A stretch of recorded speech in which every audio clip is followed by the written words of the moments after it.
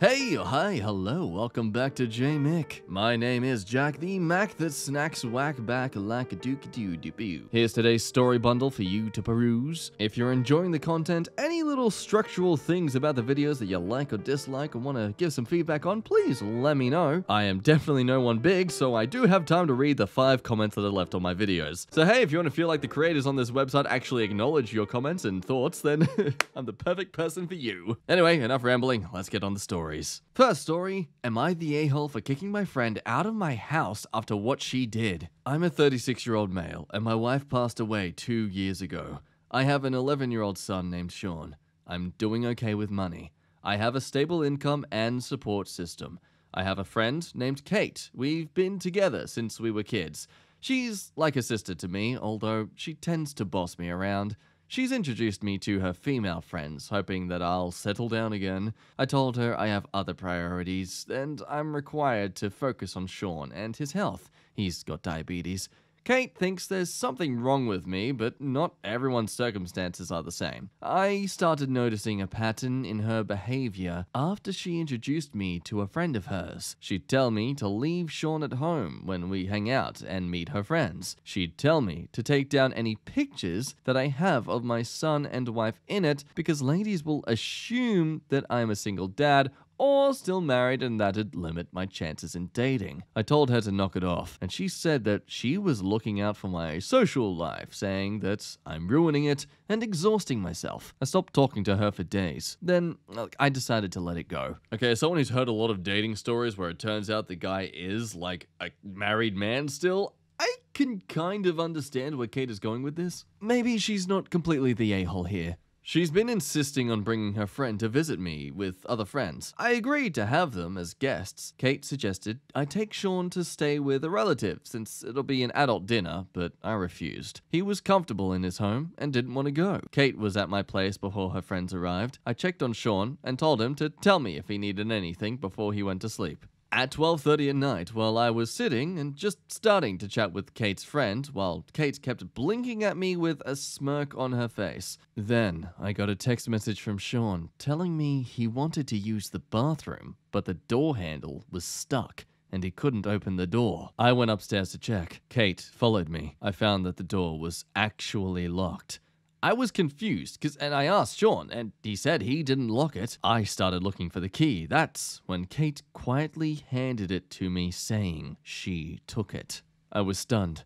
I opened the door for Sean, when then I asked her why she locked the door. She said that she lied to her friends about me not having kids, and didn't want her to see Sean. She said it was no big deal since he was sleeping, but I was furious. I started yelling at her as she kept shushing me. Everyone started leaving after I yelled at Kate and cussed her out for doing this. She blew up after her friend left and said I was an idiot because most people don't mention kids until after months into dating, and that I didn't deserve her help to move on when she thought I was a decent, sane person. I called her stupid and told her to get out of my house. She told me to wallow in my misery and left. Then her friends kept blaming me for making a scene and treating Kate like that, especially since she cooked dinner and helped a lot. So we have a childhood friend who clearly thinks the ends justify the means. But then I also wonder if maybe she knew that she had to pursue this sort of path for the sake of getting him out there again. I mean, it sounds like he's using Sean as an excuse not to bother pursuing another woman. Oh, no, time to date. No, I've got to take care of Sean, you see. No, I can't. I don't need to do that. I'm done with that. I don't need it. You do. But let's not be too much armchair psychologist. Let's see what other people have to think in the comments. Now, I don't know what world she lives in, but if a dude waited months to tell me he had kids, I'd bounce. That's an early convo kind of thing, not just abuse. What if there had been a fire? In addition to just being horrible, OP's friend put his kid's life at risk. Okay, I feel that's kind of jumping to conclusions there, but alright. Honestly, assuming you told her friends what happened, the way they reacted to is equally just red flag. If anything, it gave great exposure as to whether or not they're worth time pursuing. I definitely have to say Yatar on this one. Next story. Am I the a-hole for leaving my therapist a bad review without talking to them about it first? I decided to get a therapist after 3 years without one. I found him on a list of insurance-approved psychologists. I got this list directly from my insurance provider, and they clearly stated my appointments would be completely covered other than a $10 fee. Okay, sounds great. I should also mention these are done online through a service just like Zoom. I cannot join the session until he starts it. The first 2 sessions were good. I really liked him and thought he understood me well. I submitted all of my paperwork to his secretary, who handled billing, and she got all my insurance info and informed me I was all good to go. For the session that happened last week, he joined the session 13 minutes late with no apology at all. My sessions are supposed to be 60 minutes. I expected my sessions to be 47 minutes long then, as I didn't expect him to make the next client late. However, he hit me with the, "Okay, let's wrap up and schedule your next appointment," after we'd been on the call for 35 minutes. I didn't really say anything as he abruptly left. This made me upset because I'm supposed to get an hour. He dipped in late and dipped out early. The next day, I received a bill in the mail for $350, and it said I owed that because no insurance info was provided. I called his secretary and she said she misplaced my paperwork. I had sent her an email. How do you misplace an email? I told her I would most definitely not be paying a cent other than my copay that I had already paid. She tried to argue with me and say it wasn't her fault. I told her that if she can't even keep track of confidential info such as a patient's insurance info, that was a major problem. She assured me she would fix it, and I told her to please take care of it. I didn't snap. I didn't yell.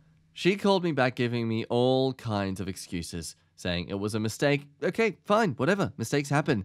But then she said I still needed to pay the bill and couldn't tell me why. She asked me if I wanted to schedule an appointment, and I told her I would call back later. I didn't, and instead I went on his reviews page and gave him 2 stars with a simple explanation of came in late, left early with no explanation, reception lost insurance info, and wants me to pay in full.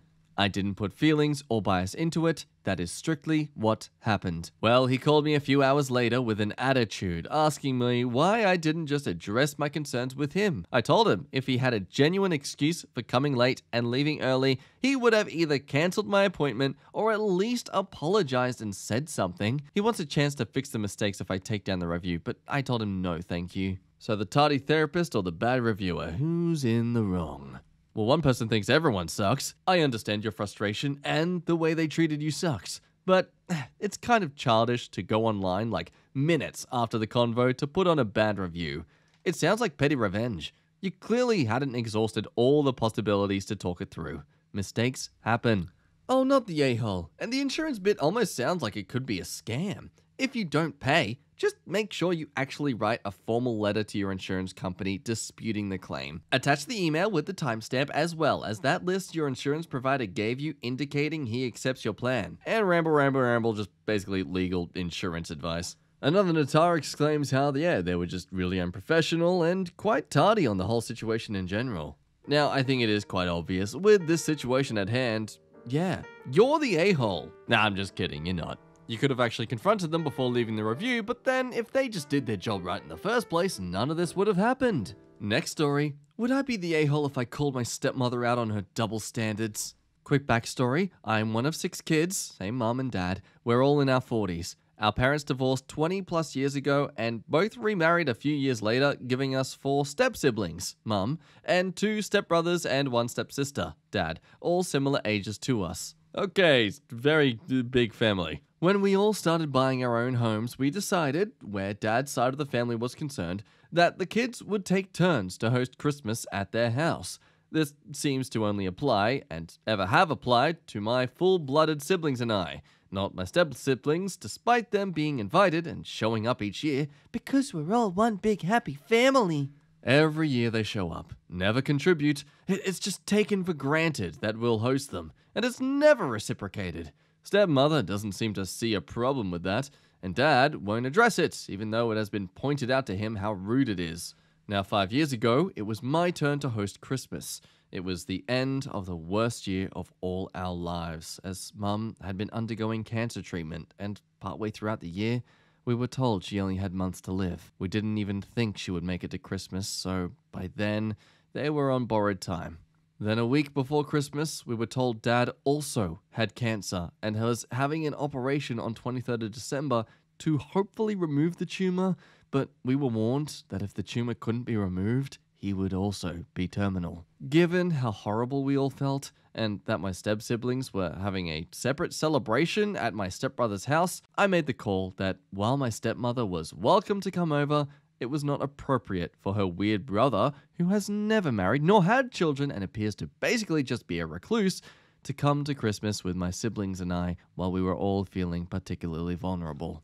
Why he couldn't go to my stepbrother's house, his actual nephew, I don't know. I got so much grief for that from my dad and my stepmother about how mean and selfish I was. FYI, Dad made a full recovery and actually got to spend Christmas with us instead of in the hospital.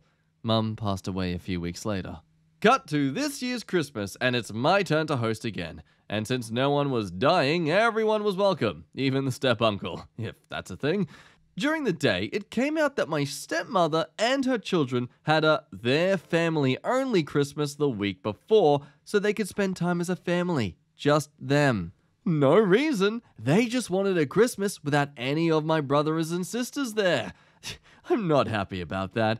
Given the amount of grief I've got for the last 5 years and the comments that were made about me hosting Christmas last year, and it's okay for them to have their own family Christmas, but when I want to keep things comfortable and low-key because potentially both our parents were dying, and keep people we don't know out of the situation, that's not okay and I'm selfish? I really don't know what to think. So, do I let it go or call my stepmother and dad out on this? Now, it of course does beg the question, have you actually asked if the step-siblings would contribute a bit more or could, show a bit more interest in helping out? And turns out, yes, I expressed a wish for my brothers and sisters and I to have Christmas with just us and Dad, if given the possible circumstances, and the stepmother if she wished, while her kids had decided to do their own thing that first year I hosted Christmas, which is what kicked off the whole issue. My brothers and sisters were in agreement that they didn't want a lot of people around who we don't know, i.e. my stepmother's brother, who we only see at Christmas and makes some people uncomfortable, while both Mum and Dad were so sick. I don't actually have any contact details for any of my step-siblings, so I was relying on Dad to pass on messages about what they could bring. Everyone in the family gets assigned a dish to contribute, but he clearly didn't pass the messages on. When they are told to bring something, they usually just show up empty-handed. Now, even with that extra info, it's still a very complicated story. I mean, who exactly is being an a-hole here? I get that you're accusing the stepmom of double standards, but at the same time, the thing she is really grieving you about is the fact that you've pulled out of an agreement that you initially had. The step-siblings' Christmas was never offered to you at first, only to be retracted later due to personally wanting it just to be with the closer family members. Like, you didn't exactly experience the same rejection that you gave to the stepmom. Also, how can you not be sure that maybe what you said 5 years ago is what inspired her family to decide to do this themselves? Maybe when you brought it up to her that many years ago, it actually made her think for a while and be like, hey, that actually does sound like a good idea. I think this comment points it out nicely. I don't really see what the conflict is here. Your step-siblings haven't done anything wrong. Your stepmom may have been over the line when she was upset about bringing her brother, but consider that she was equally as upset about your dad's diagnosis. It's really hard for me to call her an a-hole here. Yeah, it's strange. I mean, you're used to these kind of stories with accusing someone of being an a-hole, but for once, I'm gonna say no a-holes here. I'm genuinely kind of perplexed by this one. What do you think? Do you think there's someone who's definitely the a-hole? Is it really so obvious? Am I just being blind? For now, on to the next story. Am I the a-hole for leading people on by accident if I don't change how I act? I'm a 19-year-old male. What some people would call a naturally flirty personality, I call oblivious to people's perception of oneself. I seem to routinely get in close relationships with the opposite sex and just as frequently become unaware of how non-platonic the relationship has become. I don't mean to flirt or anything, and I don't really understand what flirting looks like, but I do know that I can be touchy around the friends that I've gotten close to. Although, admittedly, I am never touchy with any of my friends that are of the same sex. This touchiness, and I assume the things I say or the things I do with people, have made several of my friends feel led on. A lot of these feelings have led to confrontations that led to distancing and hard feelings that some people just straight up leaving friends groups. I don't mean to flirt, but I'm also not actively trying not to either. Part of me says friends of the opposite sex are just bound to have feelings, so that's the problem. And the other part of me wonders if I need to change how I act around the opposite sex. Am I the a-hole for the way I treat people? Straight to the comments. Yata, you clearly know what you're doing. You can't accidentally lead multiple people on. You're choosing to be ignorant of how you come across. People are literally telling you how you lead people on, and you don't change anything and still claim you don't really understand. You're the a-hole because you know exactly what you're doing, but claiming not to be at the same time. If you just owned that you're a flirt and you lead people on, you'd be less of an a-hole than you currently are. Meanwhile, a conditional, Nata. You're young, you're figuring stuff out, it's fine, that's what 19 is for.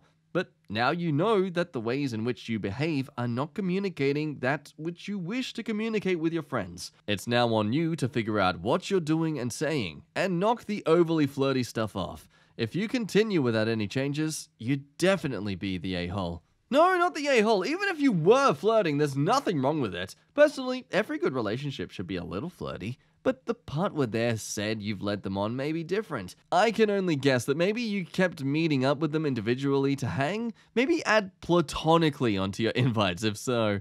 No, you're the a-hole. It doesn't matter that it's how you act. That'd be the same logic as asking, am I the a-hole if being an a-hole is just how I act? Now, I do like that last point, but I also have to agree that they're 19. They're still figuring this out. But also, it clearly sounds like they've already figured this out. Yeah, I don't know, man. Is it really my fault that chicks are just totally into me? Here's the truth, buddy. It's one thing for someone to feel an attraction towards you and feel like that maybe there is some reciprocating interest. It's another one that is constantly happening in every social engagement you have with them.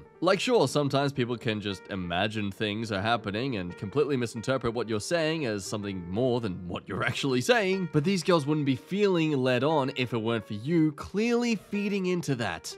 Even in the limited amount of sharing you've given us, it is so obvious that you enjoy the attention. Now, you should not be shamed for that. Can't shame you for that kind of behavioral experience without shaming every single woman out there. But just like girls who only have Tinder accounts to see how many guys have swiped right on them today to say that they're hot, you need to acknowledge that you are totally taking advantage of these people being interested in you. You can spout that you just want to be friendly and all that stuff all you want. You are aware that you're being flirty. You are aware that these people get led on sometimes. You are aware that it is a force of habit and just nature in your personality. Mate, just because it's your personality doesn't make it a good thing. It doesn't make it a safe thing. You know what also is a personality trait? Narcissism. Not to mention Machiavellian, I probably pronounced that wrong. Basically, you're the a-hole. It's one thing if she keeps coming back due to that one engagement you had with her. It's another when you keep making every engagement you have with her mean something more. But anyway, I rambled far too much on that story. What do you think? You think I'm in the right track here, or I'm going in a completely stupid direction and I'm thinking far too much into it? Either way, if you think I'm right, leave a like on the video, and if you think I'm wrong, click the like button anyway. You know, you do it. It's the only way to prove yourself. But anyway, that is the end of today's video. I, of course, want to thank you so much for watching, and hey, look, if you're this far in, come on. Look, I know we've been here thousands of times. How many times are we going to play this little tango of ours? You gotta subscribe. I mean, I've been enjoying my time with you. I hope you've been enjoying your time with me. Come on, let's stop beating around the bush and make this official. Sorry, I do have a habit of flirting too much and just making people fall for me, you know.